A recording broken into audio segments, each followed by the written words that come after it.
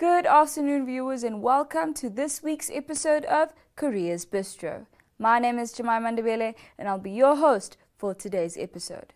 For our returning viewers, thank you for coming back. And for our new viewers who don't know, Careers Bistro is a show that supplements your favorite Friday supplement publication. That is Careers Hub, where we dissect and look into various industries and what it is that is happening in the career sphere of Namibia. Now, without further ado, we'll be going into our most exciting part of the show, which is now our profiles and so on. So please do stay tuned.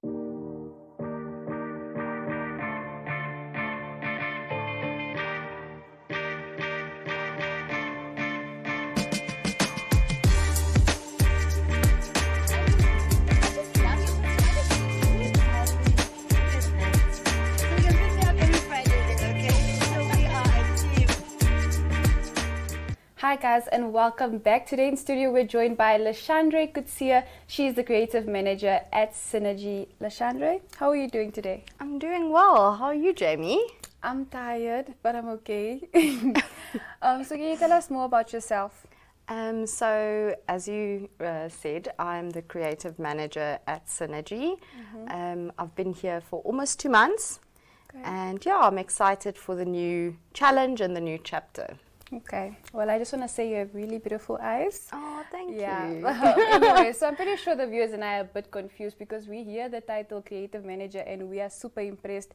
But what exactly does your job entail at Synergy?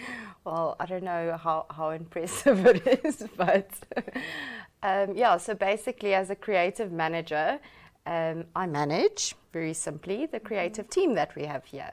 And that includes a group of designers, animators, project coordinators, and yeah, we work to create really epic work for clients and for our NMH group. It sounds super exciting. I wish I could be an animator, but anyways, so can you tell us about your background?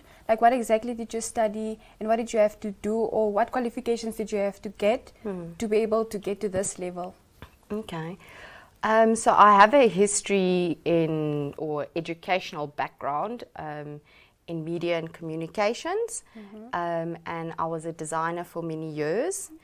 I then went on to do my master's in social design, which is using design thinking as a tool to solve social issues. But what's really interesting about design thinking is you can actually use it to solve issues in every industry. So yeah, so it's been a very fulfilling journey because the tools that you create as a creative to do your creative work then can also help other industries in solving some of the challenges that they might have. Wow. So yeah. So it's nice because, and I think as creatives, that's what makes our work interesting, is that creative industries touch all other industries. So, yeah. Wow, my mind was just blown. I did not expect to hear all that information. I just thought designers, animators, posters, whatever, cool. Yes. But yeah. Actually, you're solving problems out yeah. here. Yeah, no, it's very interesting, and what's been nice is to share some of these design thinking tools with the team that I currently have. So I'm hoping it will empower them as they go forward. That's great. But what are some of the challenges that you face? Challenges, I think the challenges that I face are challenges that most people in creative industries face. I think specifically in Namibia, I think we need to change our perception around the value of creative industries a lot more. And it's not to say that nobody values it, but I think that we can place a lot more value on it than what we currently do. So because of that, I think clients or collaborators often don't understand what goes into making a project happen. So they might, for example, want a really amazing campaign, and then you get a brief a week before, and they're like, oh, when are you launching? And they're like, oh, next week. And you're like, oh, really? Are you really going to launch next week? A photographer takes time, the concept takes time, the design takes time. And in order for you to have a really impactful project, you need to give it the time that it takes. And so far, I mean, I've collaborated with quite a lot of creatives in Namibia. It's not how people imagine it, like, oh, you one time you're going to sit in your room and ponder for days and it's not going to happen. I think people do have really strong processes, and creative process is something that I'm very much interested in. And yeah, I like working with those kind of you know, multifaceted teams, because it just helps me refine my process, it helps them refine their process. So I think just having a general understanding about the different aspects of creative industry and design is a challenge for me, but it's a challenge for everyone who's practicing in the industry. Well, I definitely hope that pretty soon Namibia will start taking this industry more serious, because I do feel like you do have a big impact and you do help businesses a lot. Yes. Like, you're very important. Without you, yeah. Yeah. What is the best part about your job? The best part of my job is definitely the collaboration. Getting to work with, like I said, people from different industries.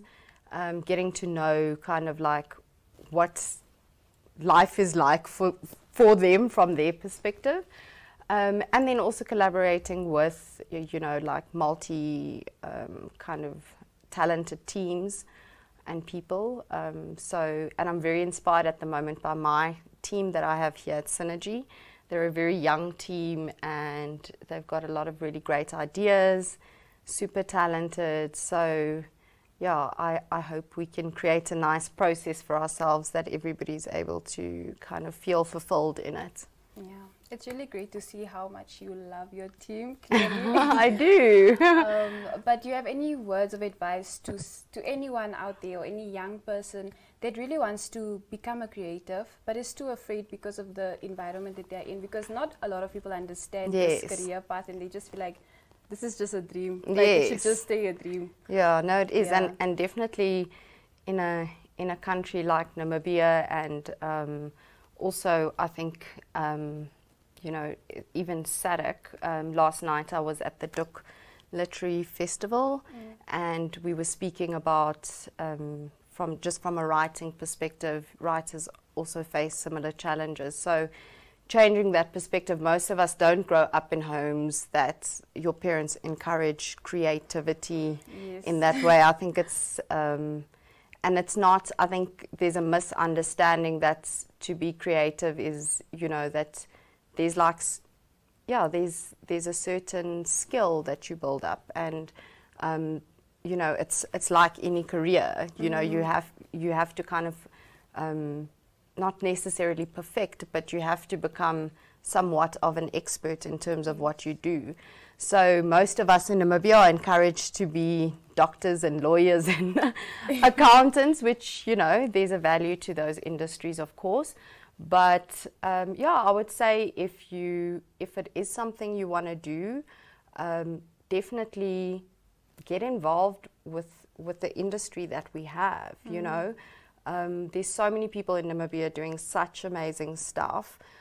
If you're interested in writing, contact Duk. If you're interested in photography, contact the amazing photographers out there. There's so many nice young photographers that are willing to kind of take people under their wing. If you're interested in design, reach out to design studios, you know. And yeah, I think just get a sense of what it is and what it requires, and don't get disheartened by what other people say. Like, we've got such an amazing community of creatives in Namibia, and we would love to expand it. Well, guys, you heard it from Leshandre. Do not give up on your dreams and keep on pushing, but don't forget to practice and make it perfect. Anyway, so it was really nice having you in studio, and I learned so much because I too am a creator. So from us, it's bye-bye.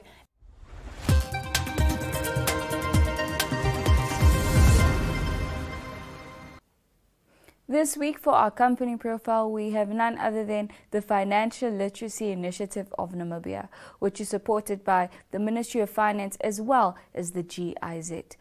Since 2012, the Financial Literacy Initiative has helped many Namibians learn how to save, spend wisely, budget, borrow responsibly, and invest. At FLI, we want all Namibians to grow their money.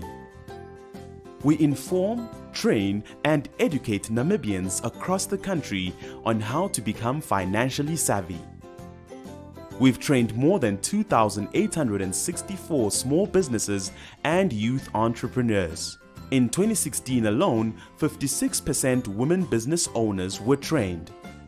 At our trainings, small business owners learn how to make more profit and avoid unnecessary costs through understanding their financial statements. We work with young Namibians in schools and we promote financial wellness at work. We talk to tens of thousands of Namibians through radio, television, Facebook, and Twitter. Also, we love to talk to people in person about their money at public talks and expos. And we distributed more than 218,674 information booklets on financial literacy in all Namibian languages across the country. Check out our website to see how we can help you become financially free and smart on www.fli-namibia.org.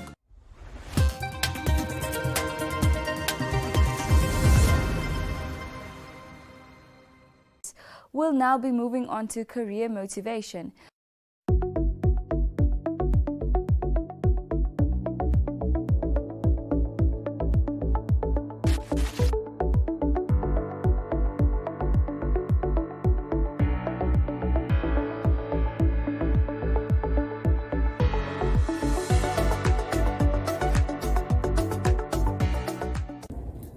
Hi everyone, my name is Rakotoka Daire.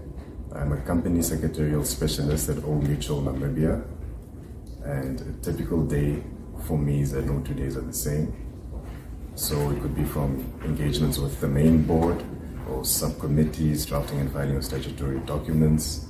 Any advice I would have for the youth is that do your research when picking out a career, make sure it's something that aligns with your career path, and keep an open ear, always be willing to learn. If you'd like to read more about my career, grab a copy of the latest Careers Hub.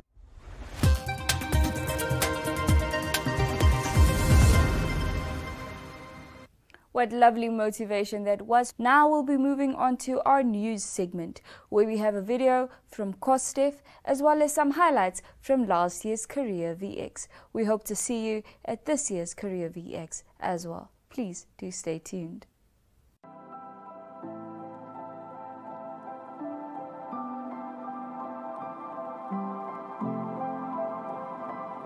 The Namibian government puts great hope into the role small and medium enterprises should play in economic growth and recognizes the vital role these SMEs can play in Namibia's socio-economic development. But the growth and success of the SMEs remain bleak without proper business support. The Cosdef Business Development Support Centers is one of the initiatives which are tackling the challenges the SMEs face in Namibia. The centers have been developed in 2014 to provide assistance, business support and knowledge to emerging entrepreneurs to start, run and grow their businesses. The Business Development Support Centers provide the knowledge, skills and experience small businesses are often lacking and focus on support elements such as business incubation, skills development through business trainings, hands-on mentorship and coaching, business assistance with writing of proposals, business plan reviews and marketing. Consequently, the ultimate aim is to provide the skills emerging entrepreneurs and small businesses need to compete and succeed. I'm Helena Stefanis. I'm the co-founder of Cosdef Trading Enterprises, and then we are doing woodwork, carpentry and joinery here in Swakopmund, Cosdef. What motivates me is like we couldn't have a place to operate, and then we saw the advert, and then we apply the Cosdef. The experience so far is going well, and then we're manufacturing wood every day, chairs, tables, and then also the store boxing. So yeah, it's going well. So our future plans is to grow our business, and from this level up level, and then we have competitors, and then we want to compete with them as locally and internationally as well. My advice to the youth is like as youth, we are the backbones of this country, and then we have to engage in businesses, we have to engage in information which is building as our future ahead. So I'm urging that they must partake in businesses. Business incubation is a process that supports the citizens with the main aim of bringing improvement in the lives of the citizens. The primary purpose of this is to make sure that entrepreneurs are empowered and they're provided with opportunities. Not only opportunities are provided, but people are also empowered for sustainability and better lives. To date, Cosdef Business Incubation Program has incubated up to 64 SMEs, of which 22 are from Cosdef Swakopmund, and 82% of them are still running their businesses successfully. Just to mention a few, this includes Paulina Shipombo, a former joinery and cabinet making trainee, as well as Paulina Alfius, who is the owner of Power 6 Investment, a company that recycles old oil barrels and turns them into beautiful furnitures. This is a clear indication that this program has been effective, and we cannot overemphasize how the program is actually changing lives. For more information, contact us at 064 400 358. You may send us an email at info@cosdef.org.na. We look forward to receiving you at our offices at 45 Manduman Demufayo Street, Swakopmund.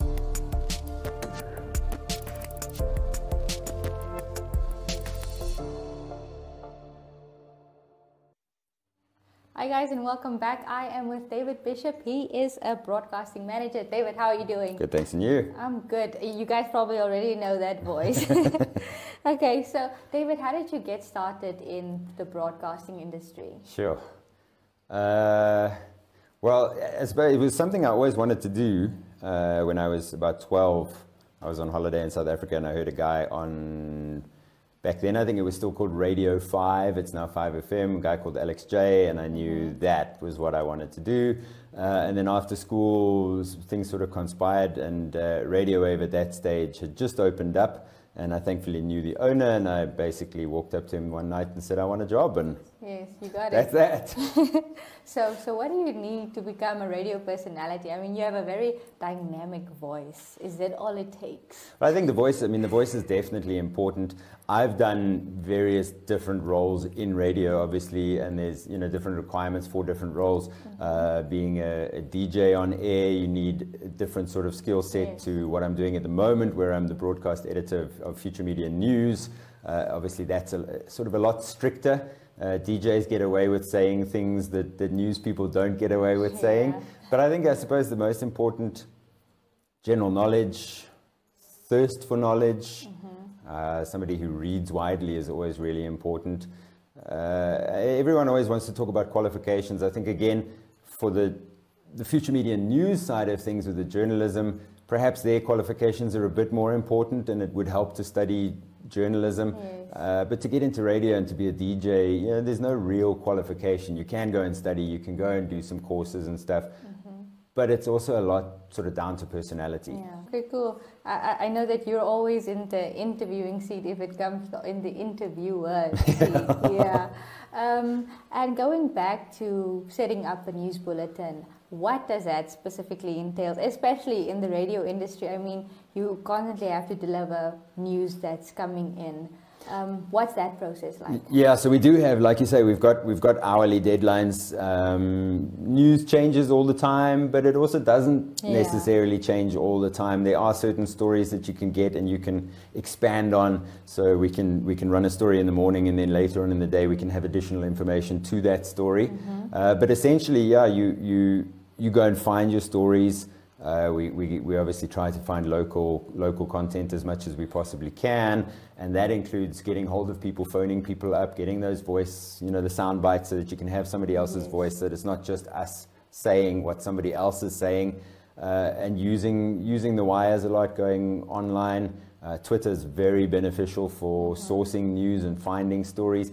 Obviously, everything still needs to be verified, fact-checked. You don't want to put out any information that you just happened to see. You want to make sure that it is valid and it is information that you can share with your listeners. So we do, as you say, we do hourly news. We carry 4 stories in our bulletins. Our bigger bulletins carry 5. And generally we'll look at 1 or 2 Namibian stories, a South African or African, and a world story where we can. Now, the technical aspect of sound is so interesting but intricate as well. Can you explain what it takes to actually run a broadcasting station, the infrastructure that is written? Okay, we don't have to go deep into the engineering, but just an overall view. I'd say our IT guy would be better suited for that. He recently went on a bit of a road trip. We're upgrading our antennas and our broadcast equipment. So he was included hiking all the way up to the top of Rossing Mountain to go and look at our equipment that's servicing the coast. But I mean, essentially, you can these days, you can broadcast without all the technical. I mean, because these days with cell phones, with the internet, there are a lot of people that are broadcasting and putting content out there. But yeah, obviously with a radio station, the formalities, it becomes a bit more complicated with the infrastructure and the decent recording equipment and broadcast equipment that can get us to all the far reaches of the country. That becomes a lot more technical and a lot more expensive. Yeah. As a media student, we always get asked this one question every single year. Do you think that radio is going to die out? Do you think that, print is going to die out? I want to hear your take on radio specifically. Was it MTV or VH1 that started off with the Buggles and video killed the radio star? So they've been saying it and saying it and saying it and saying it. I don't think radio is going anywhere. Radio is evolving internationally. I know radio is going away from the analog system with FM that we're still using here, and they're going into DAB digital radio, which has a lot of benefits, but obviously for a country like Namibia, a lot of drawbacks as well. But yeah, I don't think radio is going anywhere. It's changing, and it's had to change. I mean, especially radio news at one stage, that was the go-to. Newspapers could only, if something happened today, the newspaper could only run it tomorrow, or perhaps overseas, if they had an evening edition, could run it in the evening. TV would generally wait for the TV news that night. There's a lot more production, the filming and editing that need to go in there. So radio had that immediacy, and it was, if you wanted the news, that it can be on in the background. It's part of your life while you're doing other things. So there's a bit of an intimacy there that I don't see going away. Guys, so stay tuned for the next profession, and sit back and relax and enjoy the show.